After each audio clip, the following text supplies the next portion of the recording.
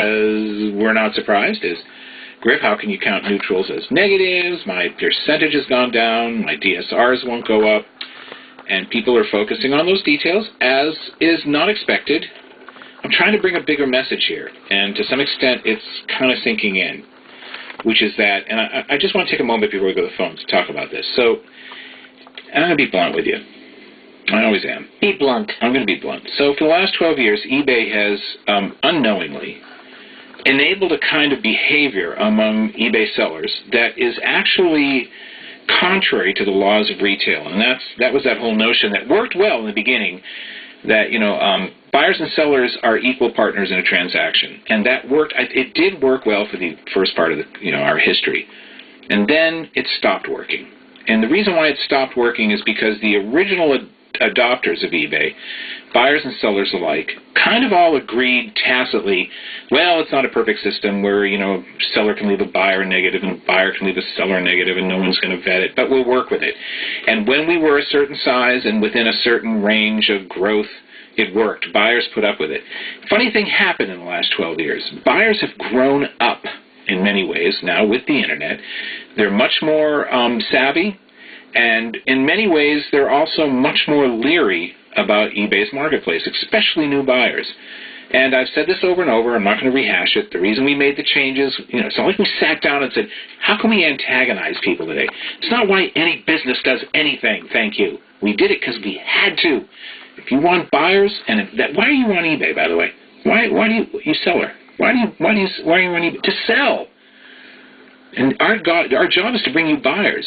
And if we can tell from our crow's nest at the top of the ship, which is the perspective that eBay gets from being the stewards of the marketplace, that the stream of buyers is starting to trickle down to nothing, and when we ask why, which is what we're supposed to do, and the answer comes back because the biggest one being, in this case, which drove the change, I honestly left feedback for a seller where I had an unpleasant experience, and they left me a negative, and I'm not coming back to your market. I'm taking my wallet, and I'm going somewhere else.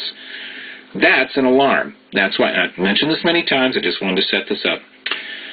So what we're seeing now, and I couldn't predict how the conversation would change. What I'm seeing now is a lot of people reevaluating their business in a way that is all fear-based. And it's making this assumption that buyers who do not leave you glowing ratings are somehow wrong. And I know that's a natural human reaction. No one wants to get a neutral. No one wants to get a negative. No one wants to be told they're anything less than a positive 5 across the board. And that's understandable. That's a goal that everyone should have, is to be, I know I'm a good person. I know I do my best. And yet I'm getting these neutrals or negatives, or my DSRs aren't where I think they should be. And that's the phrase, where I think they should be. I got to tell you, in retail, it doesn't matter that you think they should be there. If some of your buyers don't agree, and a lot of times, we're talking about the difference between, I'm okay, I'm satisfied, I'm happy with, in comparison to, it was great, it was fantastic, I'm leaving all 5. The only opinion that matters, for better or worse, and you're going to excoriate me for this, and I know it, and I'm ready for it, the only opinion that matters in a retail transaction is the buyer's, period. Ask any seller who's in business, any business of any size. Go to any big company, small company that's successful, that's doing well, and they will tell you the same thing. Your perception of your buyers counts for 0 in the reality of retail. What I've said before is that a good buyer is a buyer who pays. And in eBay's marketplace, also pays on a timely basis. But a buyer doesn't have to be polite. We hope they are. They don't have to be acquiescent. They can be challenging, demanding, questioning. They can also be, and they are, fearful. They're afraid. And that brings me to my next issue here. A lot of sellers, and I know you guys, I talk to you, and I know you're great people. But we've all, to some extent, made the assumption that people are not afraid of this marketplace. And new buyers in particular have heard the stories. They've heard from other people who have had less than satisfactory experiences. Now, it's unfortunate because we all know, if you've had anything to do with eBay, we all know that the vast majority of experiences are fantastic. My own case, I've bought over 2,500 items on eBay in the last 12 years. I've never had a bad experience. It's all fantastic. And I'm not the brightest person in the world. I'm capable of making an error.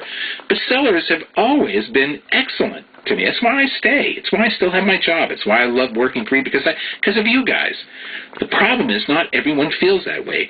And when you operate, like some buyers do, out of a position of fear, I've heard the stories. I'm going to take a chance. I'm going to buy something on eBay, but I've heard bad things can happen.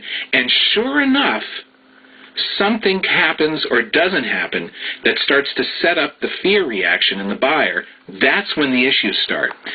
And where this happens most is sellers who make the assumption that I know I'm a good person, therefore I know I'm providing good service. I don't have to listen, number one, to buyers who are disagreeing with me, which is wrong. You should always listen to buyers. They always have something to say. Even the ones that leave you a negative or neutral. They're telling you something. If you're in business to sell and be successful, you will listen. Whether you agree with it or not isn't the point. You will listen. And you'll try to determine what it is that caused this behavior and then change your business practices so it doesn't happen again.